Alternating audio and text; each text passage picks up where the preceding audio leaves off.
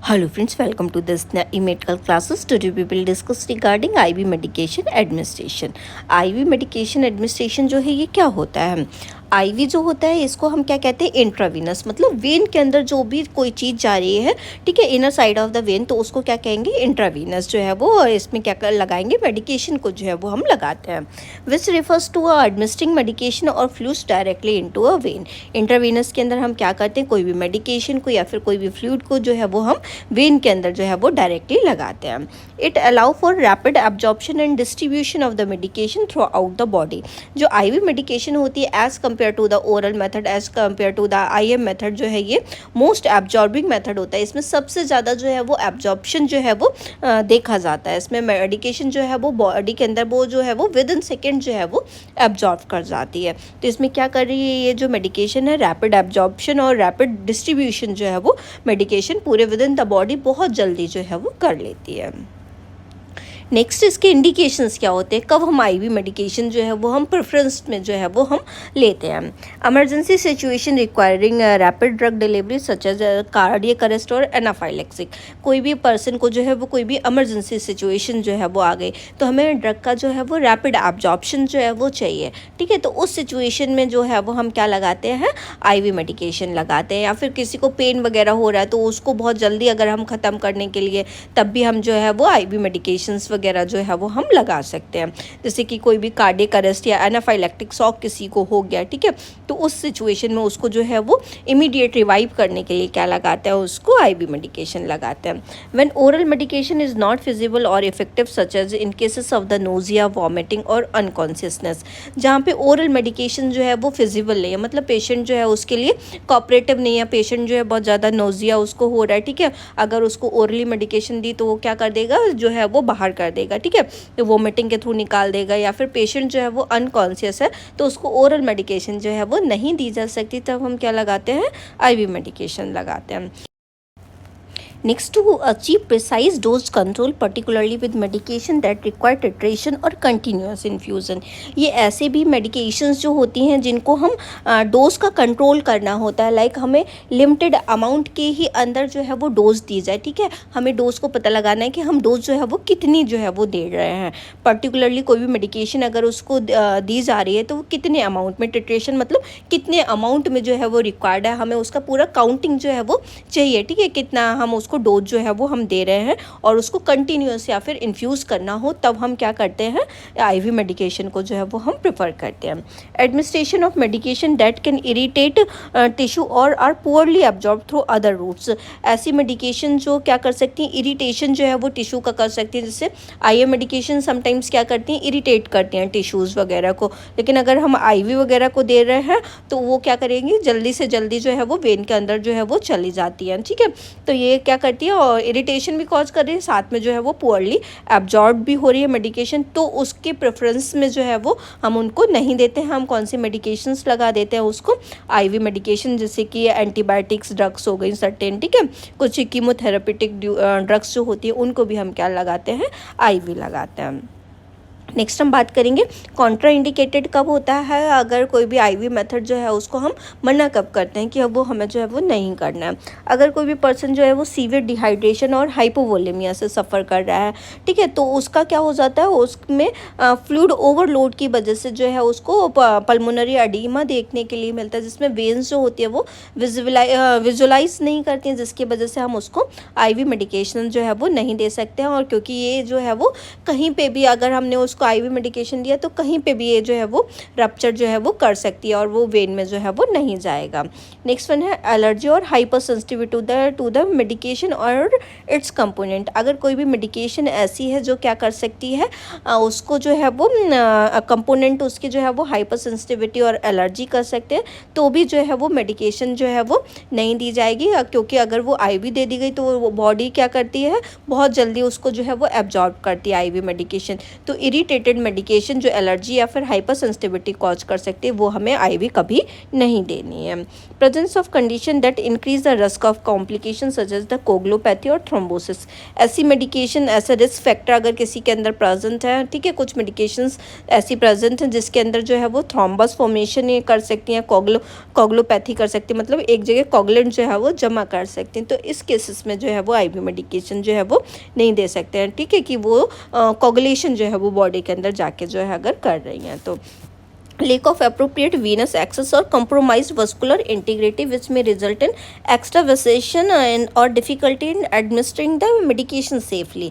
अगर कोई भी पर्सन का जो है वो वेन जो है वो इतनी जल्दी जो है वो नहीं मिलता, उसकी वेन जो है वो बहुत ज़्यादा फ्रजाइल है, ठीक है, बहुत उसको डालने में जो है वो कॉम्प्लिकेशन होता है, तो वो क्या कर सकती हैं, एक्स्ट्रावेसेशन जो है वो कर सकती है, मतलब वेन को छोड़ के अपनी दूसरी जगह पे जो है वो जा सकती है। ब्रेन जो है उसमें रप्चर जो है वो हो सकती है, जिसकी वजह से लीकेज होने की वजह से सराउंडिंग टिश्यू में जो है वो मेडिकेशन जो है फिलअप हो जाती है और उसमें जो है वो एडिमा जो है वो देखने के लिए मिलता है। तो उन केसेस में जो है वो मेडिकेशन को जो है वो आईवी नहीं लगाते हैं। इनएडिक्वेट ट्रेनिंग और एक्सपर्टाइज इन आईवी मेडिकेशन, अगर कोई भी पर्सन जो है वो आईवी एडमिनिस्ट्रेशन जो है वो नहीं कर पाता, वो एक्सपर्टाइज नहीं है उसमें, ठीक है, वो वेन को सही से आइडेंटिफाई नहीं कर पाता, कोई भी एरर, कोई भी इन्फेक्शन अगर उसके अंदर बॉडी के अंदर देखने के लिए मिल रहा है या फिर कोई भी कॉम्प्लिकेशंस देखने के लिए मिलती हैं, ठीक है, आईवी मेडिकेशन से, तो उसके अंदर भी जो है वो आईवी मेडिकेशन जो है वो नहीं लगानी है। नेक्स्ट हम बात करेंगे प्रोसीजर की। प्रोसीजर में हम फर्स्ट क्या करना है, हमें प्रिपरेशन करना है, ठीक है। प्रिपरेशन में हमें क्या करना है, जब भी आर्टिकल्स रिक्वायर्ड होंगे आईवी मेडिकेशंस के लिए वो हमें क्या करने हैं, गैदर करने हैं। जैसे मेडिकेशंस हो गई, आईवी कैथेटर हो गया, आईवी ट्यूबिंग हो गया, अल्कोहल वाइप रब करने के लिए वहाँ पे जो भी है, जब भी आईवी मेडिकेशन करेंगे उसको जो है वो एरिया को क्लीन करने के लिए, ग्लव्स जो हो गया हैंड को प्रोटेक्ट करने के लिए, सिरिंज जो है आईवी मेडिकेशन को जो है वो एडमिनिस्टर करने के लिए, और स्टाइल ड्रेसिंग अगर वहाँ पे उसको सिक्योर करना पड़ जाता है, ठीक है, या फिर कोई भी ड्रेसिंग वगैरह की रिक्वायरमेंट है तो वहाँ के लिए स्टाइल ड्रेसिंग जो है वो रिक्वायर्ड होती है। Wash and trolley and put on gloves, अब क्या करना है, सबसे पहले आर्टिकल्स गैदर करने के बाद में हैंड को वॉश करना है और ग्लव्स जो है वो वियर करने हैं। Verify the child identity and explain the procedure to them and their caregiver, अब क्या करना है, चाइल्ड आइडेंटिटी या फिर जो भी वहाँ पे इंडिविजुअल पर्सन है, ठीक है, तो उसकी आइडेंटिटी जो है वो पता करने कि पेशेंट जो है वो ठीक है, वही है कि नहीं, उसका एज कितना है, क्या जेंडर है, ठीक है, वही पेशेंट को देने जा रहे हैं, उसका आईपीडी नंबर क्या है, तो उसकी आइडेंटिटी जो है वो हमें पता करनी है और उसके या फिर उसकी केयर गिवर को जो है वो पूरा प्रोसीजर जो है वो एक्सप्लेन करना है। Next one selecting the IV site, अब क्या करनी है, आईवी साइट को जो है वो सिलेक्ट करना है। Assess available veins considering factor like size, condition and accessibility, अब हमें वेन को जो है वो एक्सेस करना है कि जो है वो वेन सही है कि नहीं है, ठीक है, ऐसा तो नहीं बहुत छोटी वेन है, उसका साइज़ जो है वो देखनी है, उसकी कंडीशन जो है वो देखनी है, ऐसा तो नहीं बहुत ज़्यादा फ्रजाइल है वेन, जो है वो कहीं से रप्चर वगैरह हो सकती है, ठीक है, वो उसकी ईजी एक्सेसिबिलिटी है कि नहीं है, ठीक है, ये सारी चीज़ें जो है वो हमें आईवी साइट के लिए सिलेक्ट करनी, मतलब देखनी है।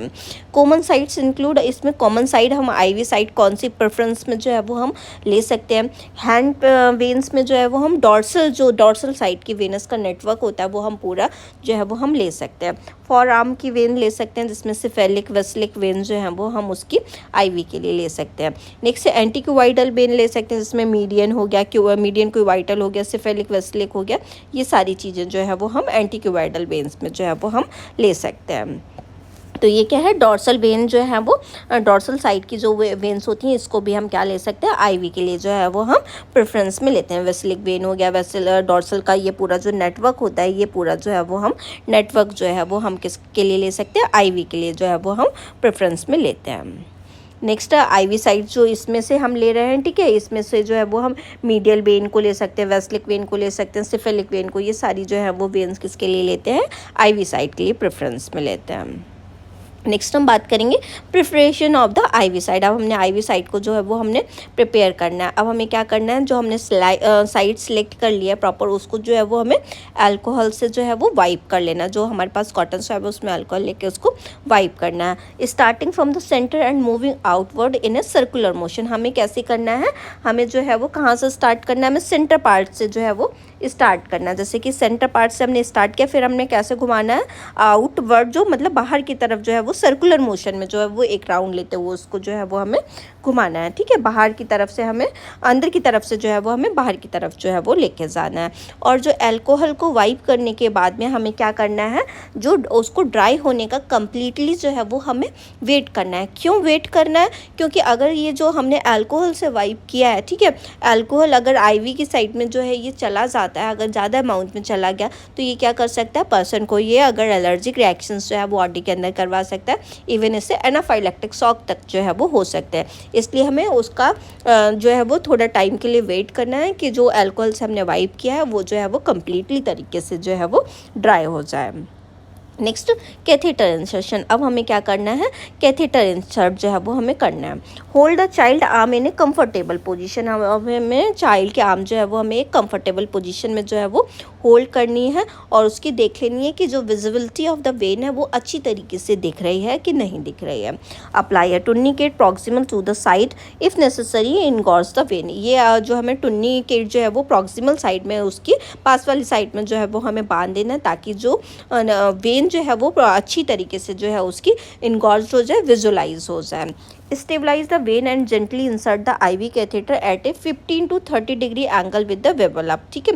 हमें क्या करना है, वेन को जो है वो स्टेबलाइज कर लेना है और जेंटली हमें आईवी कैथेटर को जो है वो हमें इंसर्ट कर देना है। और जो हमें इंसर्ट करना है उसका डिग्री कितना होना चाहिए, 15 to 30 डिग्री एंगल पे जो है वो हमें वेबल का जो है वो हमें इंसर्ट करना है कैथेटर को। Once blood return in observe the catheter hub. हमें देखना है कि ब्लड जो है वो कैथेटर हब में जो है वो आया कि नहीं आया। अगर नहीं आया तो वो गलत साइड में चला गया, अगर आ गया है ब्लड तो वो है वो सही साइड में गया। Advance the catheter slightly further into when. हमने वेट किया, ठीक है, फिर हमें क्या कर देना, पूरा जो है वो उसको जो है वो कैथेटर को पूरा जो है वो इंसर्ट कर देना। Secure the catheter in place with tape और अधेसिव डिवाइस। अब हमें क्या करना है, जो कैथेटर जो है उसको हमें एडिक्वेट प्लेस पे जो है वो हमें सही से जो है वो उसको सिक्योर कर देना और हमें उसको अधेसिव टेप से जो है वो फिक्स कर देना है। Medication administration. अब हमें क्या कर देना है, आईवी लाइन को जो है वो फ्लश कर देना सलाइन सोल्यूशन के संग में। उसकी पेटेंसी को चेक करते हो कि अच्छी तरीके से जा रही है कि नहीं जा रही है, उसमें जो है वो मेडिकेशन को जो है वो एडमिनिस्टर करना है।